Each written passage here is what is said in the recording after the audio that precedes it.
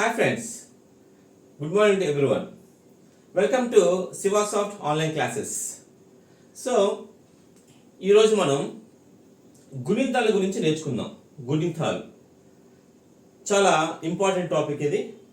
So, ఒక అక్షరానికి ఇంకో అక్షరం కలిపినప్పుడు ఒక పదంగా ఏర్పడుతుంది.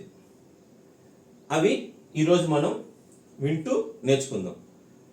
ఈ గుణితాల్ని హిందీలో ఏమంటారంటే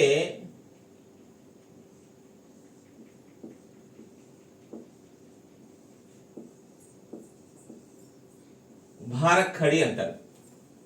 ఈ గుణితాల్ని హిందీలో ఏమంటారు? భారఖడి అంటారు. ఈ గుణితాలు వేటి వలన ఏర్పడతాయి? ఈ గుణితాలు అనేవి ముఖ్యంగా మనకి గుణితాలు అనేవి స్వర్ అంటే అచ్చుల వల్ల మనకి ఈ గుణితాలు అనేవి ఏర్పడతాయి. అంటే ఈ అచ్చుల యొక్క శబ్దాలతో మనము గుణితాలు అనేవి ఏర్పడుతూ రాస్తూ ఉంటాం. ఇప్పుడు ఉదాహరణకి అందుకే ఇక్కడ రాస్తాను చూడండి. అందుకే హిందీలో వీటిని స్వరంకి మాత్రాయే అంటారు. స్వరంకి మాత్రాయే. మాత్ర అంటే సింబల్, తెలుగులో చిహ్నము అంటారు. స్వరాల యొక్క చిహ్నములు అంటే స్వరంకి మాత్రాయే. ఇప్పుడు మనము ఈ గుణితాలు అనేవి ఏ విధంగా ఏర్పడతాయి అంటే స్వరాల ద్వారా ఏ విధంగా ఏర్పడితే ఈ క్లాస్లో మనము క్షుణ్ణంగా నేర్చుకుందాం. ఈ స్వరాల్లో మొట్టమొదటిగా మనం రాసే అక్షరం ఆ. దీని సింబల్ జస్ట్ మనం ఏంటంటే శిరోరేఖ. అంటే దీన్ని మనం ఏమంటామంటే స్లీపింగ్ లైన్ అంటారు. స్లీపింగ్ లైన్ అంటే ఒక అడ్డగీత.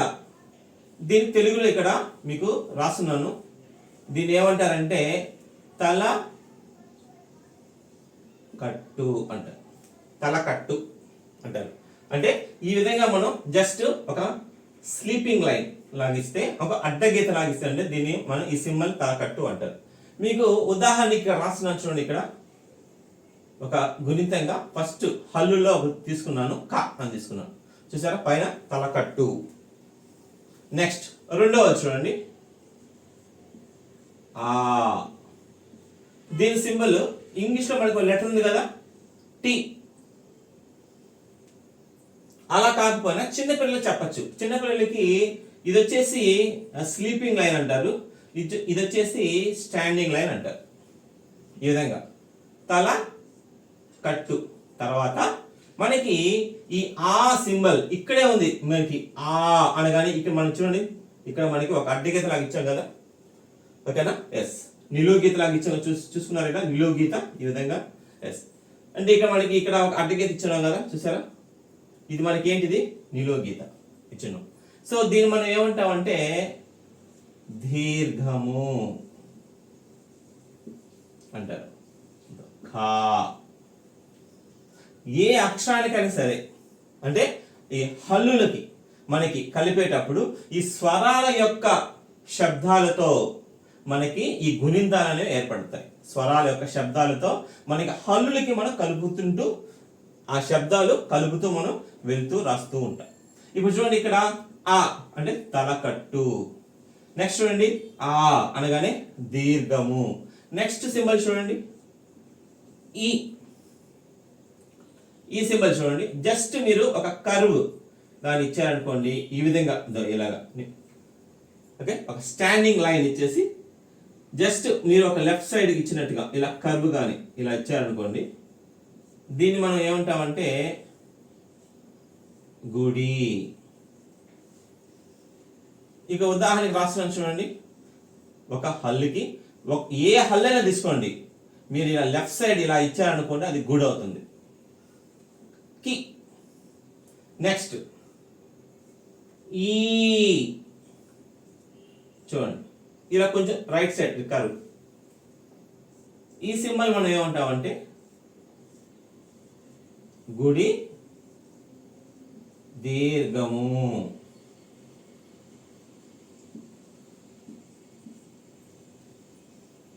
చూసారా డిఫరెన్స్? అంటే గుడికి చాలా మంది కన్ఫ్యూజ్ అవుతూ ఉంటారు.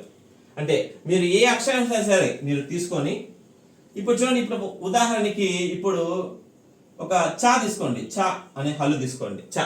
ఇప్పుడు చాకి గుడి ఇవ్వాలనుకోండి, చి. అదే విధంగా సెకండ్ ఖా తీసుకోండి, దో ఖి. ఇలాగ మీరు ఉదాహరణలు ఇచ్చుకోవచ్చు. గా తీసుకోండి, గి. ఓకే, నెక్స్ట్ ఇప్పుడు చూద్దాం, అదే గుడి దీర్ఘం చూద్దామా. ఇది చూడండి, ఇటు తిప్పారనుకోండి, చి. నెక్స్ట్ ఖీ, నెక్స్ట్ ఘీ. ఈ విధంగా మీరు ఓకే నేర్చుకోవచ్చు. ఇప్పుడు ఇప్పుడు చూడండి, ఆ సింబల్ ఉదాహరణకి చూడండి, ఆ ఉంది, తలకట్టు. ఆ అనగానే దీర్ఘము, చూసారా, ఆ అనగానే కా.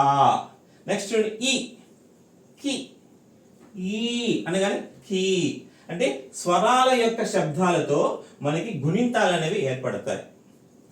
నెక్స్ట్ ఊ, చూడండి ఈ సింబల్, ఊ సింబల్. ఇక్కడ తెలుగు రాష్ట్రం దీని మీ సింబల్ మీకు తెలుసు, కొమ్ము అంటారు. ఇక చూడండి, ఇలా పెడితే కొమ్ము. నెక్స్ట్ ఊ, కొమ్ము దీర్ఘము. ఓకే, నెక్స్ట్ రు. రు సింబల్ మనకి ఇంగ్లీష్ లో లెటర్ సి అనేది, ఋత్వము.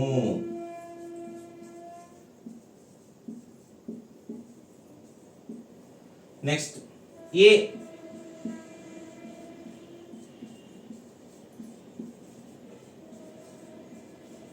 ఏత్వము. ఐ,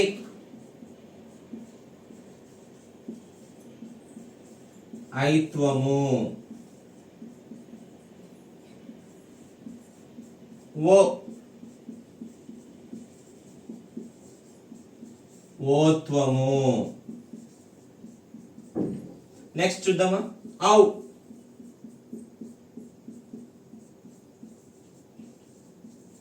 ఔత్వము.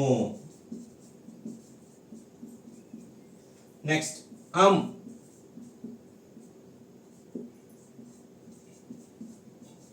సున్నా. ఇక్కడ కం. చివరిది ఆహా. దీన్ని మనం ఏమంటామంటే విసర్గ. చూసారా, అంటే స్వరాల యొక్క శబ్దాలతో మనకి ఈ గుణింతాలు అనేవి ఏర్పడతాయి. ఉదాహరణకి ఇంకోసారి మనం ఒక రీక్యాప్ లాగా మనం ఇంకోసారి విందాం. చూడండి, ఆ ఖ, ఈ సింబల్ ఏమంటారు, తలకట్టు. నెక్స్ట్ చూడండి, ఆ ఖ, ఈ సింబల్ ని దీర్ఘము. ఈ ఖి, ఈ సింబల్ ఏమంటారు, గుడి. ఈ ఇక చూసారా, ఖీ, ఈ సింబల్ ని గుడి దీర్ఘము. ఉ కు, ఈ సింబల్ మనం ఏమంటాము, కొమ్ము. ఇక్కడ చూడండి, ఊ, ఇక్కడ కు, కొమ్ము దీర్ఘము. ఇక్కడ ఋత్వము, ఈ symbol C. Okay, capital letter C, ఋత్వము. నెక్స్ట్ ఏ, ఈ సింబల్ చూడండి, ఏత్వము. ఐ, ఇది చూసారా, ఖై. ఐ అంటే రెండు పైన రెండు కొమ్ములు ఇచ్చారనుకోండి, ఐత్వముగా వస్తుంది. నెక్స్ట్ ఓ, ఓత్వము. ఔ, ఔత్వము. హం, ఖం. పైన మీరు ఏ అక్షరానికైనా సరే పైన ఈ విధంగా డాట్ ఇక్కడ ఇచ్చారనుకోండి, ఖం అవుతుంది. నెక్స్ట్ అహ, ఇక్కడ చూడండి, కహ. ఇవి అంటే స్వరాల యొక్క చిహ్నాలతో మనకి గుణింతాలు అనేవి ఏర్పడతాయి. ముఖ్యంగా మనకి ఈ స్వరాల్లో గుణింతాలు రాసేటప్పుడు ఒక రెండు అక్షరాలు అనేవి అంటే రెండు అక్షరాలు అంటే మనం రాసేటప్పుడు హల్లుల్లో ఒక రెండు అక్షరాలు కొంచెం మనం భిన్నంగా ఉంటుంది. అదేంటంటే ఒకటి రా అనేది, రా. ఇంకొకటి హ, ఇది కొంచెం భిన్నంగా ఉంటుంది. అదేంటి ఇప్పుడు మనం విందాం. చూడండి, రా రాస్తుంది కదా, రాకి దీర్ఘం. చూడండి, రా దీర్ఘం. రాకి గుడి యాస్టీస్ ఇస్తున్నాం. నెక్స్ట్ గుడి దీర్ఘము. ఇప్పుడు రాకి కొమ్ము అనేది మనం ఇక్కడ ఇవ్వాలి. చూడండి జాగ్రత్త, రాకి కొమ్ము అనేది మనకి ఇక్కడ ఇవ్వాలి. రాకి కొమ్ము దీర్ఘం అనేది ఇలా ఇవ్వాలి, రాకి రుత్వం అనేది ఈ విధంగా ఇవ్వాలి. ఓకే, అంటే కొంచెం డిఫరెన్స్ అనమాట. అంటే వీడికన్నా కొంచెం భిన్నంగా ఉంటుంది. రాకి కొమ్ము, కొమ్ము దీర్ఘము, ఓకే, రుత్వము. ఇంకా మిగతాదంతా సేమ్ టు సేమ్. రే, రై, రో, రౌ, రమ్, రహ, ఈ విధంగా ఉంటుంది. నెక్స్ట్ హా కూడా అంతే. ఇప్పుడు చూద్దాం. హా, హాకి దీర్ఘం ఇస్తే హా, హాకి గుడిస్తే హి, హాకి గుడి దీర్ఘం ఇస్తే హి, హాకి కొమ్ము ఇస్తే హు, హాకి కొమ్ము దీర్ఘం ఇస్తే హాకి రుత్వం అనేది ఇక్కడ ఈ విధంగా ఇవ్వాలి. అందుకే ఈ భిన్నంగా ఉంటుంది. ఈ రెండు అక్షరాలు హల్లుల్లో మనకి, ఓకే, ఈ రా ఒకటి ప్లస్ మనకి రెండోది హా ఒకటి కొంచెం భిన్నంగా ఉంటుంది. ఓకేనా? ఇంకా రిమైనింగ్ పార్ట్ అంతా సేమే. ఓకేనా? ఏత్వము, ఐత్వము, చూడండి, ఓత్వము, ఔత్వము, హం, ఆహా. ఓకే, ఇవి అంటే గుణింతాలు అనేవి మనం ఈ విధంగా చాలా ఈజీ మెథడ్ లో మనం నేర్చుకోవచ్చు. ఒకసారి మీరు కూడా ఇవన్నీ రాసుకుంటూ ఒకసారి ప్రాక్టీస్ చేస్తే ఓకే, మీకు అక్షరానికి అక్షరానికి ఎలా కలపడమో నెక్స్ట్ క్లాస్ లో మనము విందాం. అంటే ముఖ్యంగా అక్షరం అక్షరానికి కలిపేటప్పుడు ఒక పదంగా ఏర్పడుతుంది. ఆ పదం అనేది మీరు రావాలి అంటే ముఖ్యంగా ముందుగా మీరు గుణింతాలు అనేవి చాలా జాగ్రత్తగా, ఓకేనా, కొంచెం క్షుణ్ణంగా మీరు నేర్చుకోవాలి. ఈ సింబల్స్ అనేవి నేర్చుకోవాలి. సడన్ గా మీరు రాయాలనుకోండి, ఏదన్నా ఒక డిక్టేషన్ లో, ఓకే, రాసేటప్పుడు, ఓకేనా, శృత లేఖని అంటారు, అందులో మీరు రాసేటప్పుడు కూడా మీకు ఈ గుణింతాలు వస్తే ఈజీగా మీరు రాయొచ్చు. మనము భారఖడి అంటే మీకు ఆల్రెడీ, ఓకే, ముందు క్లాస్లో చెప్పున్నాను. భారఖడి, భారఖడి అంటే తెలుగులో ఏమంటారు? గుణింతాలు అంటారు. ఈ గుణింతాలు మనకి రాసేటప్పుడు హిందీలో ఈ విధంగా నేర్చుకుంటే కొంచెం ఈజీ మెథడ్లో మనము నేర్చుకోవచ్చు. సో ఇక్కడ చూడండి, ఈ గుణింతాలు అనేవి మనకి స్వరాల చిహ్నాల ద్వారా ఏర్పడతాయి. ఇక్కడ ఆల్రెడీ మీకు, ఓకేనా, ఒక ఫ్రేమ్ లాగా వేస్తున్నాను, ఒకసారి చూడండి. స్వరాల యొక్క చిహ్నాలు హిందీలో ఈ చిహ్నాలుకి మనము మాత్ర అంటారు. మాత్ర, ఇవన్నీ ఏంటంటే ఆకి మాత్ర, ఇది ఆకి మాత్ర, ఇది వచ్చేసి ఈకి మాత్ర, ఇది ఈకి మాత్ర, ఈ విధంగా చెప్తూ ఉంటారు. అంటే మాత్ర అంటే మనకి ఏంటి? సింబల్, అంటే తెలుగులో అయితే చిహ్నములు అంటారు. ఒకసారి మీరు క్షుణ్ణంగా పరిశీలిస్తే ఇవన్నీ మీరు ఈజీగా నేర్చుకోవచ్చు. Okay, thank you.